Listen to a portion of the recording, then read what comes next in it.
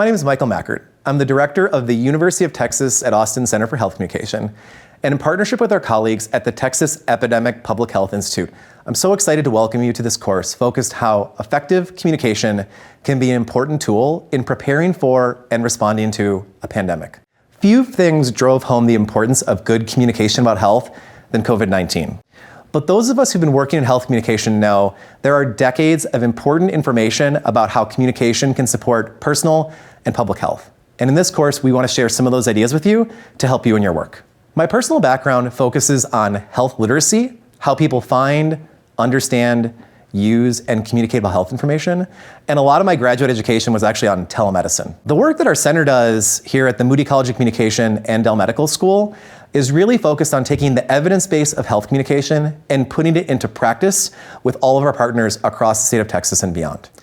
I find it's really important in a setting like this to define health communication the way our center defines health communication. Healthcare providers tend to think of health comm as patient-provider communication.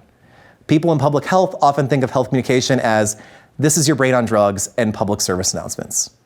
And so it is both those things, but we like to define health communication as both the science and the art of using communication to advance the health and well-being of people and populations.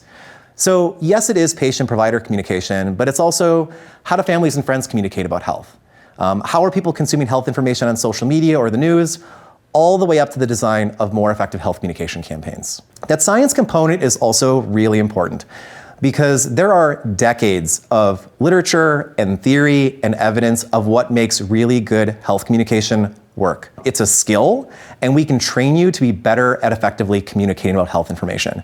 And so our center is really dedicated to that in the education part of what we do, and we're excited to share that with you today. We've designed this class to work for lots of kinds of learners. It might be that you're working in a local health department, you might be working in a hospital system, but again, COVID-19 really drove home how important effective health communication was for lots of other kinds of people. Like you could be a school principal, and all of a sudden, effective health communication really matters a lot. Or you work for a local chamber of commerce, and you want to help support businesses in your community, how they're communicating about health issues in the work that they're doing. So we're going to do our best to provide examples that will work regardless of your background and profession, so you can take this information and take it back into your work. We've designed this course in three main pieces. First, we're going to focus on what you can do before a pandemic, both knowledge and skills you can build and systems you might want to have in place to have better communication during a pandemic. Second, we're going to focus on that pandemic phase. How can better health communication support your response during a pandemic? Finally, we're going to finish by how you can debrief after a pandemic is over, reflect on lessons learned, and think about how you can do better the next time. So we're excited to get going.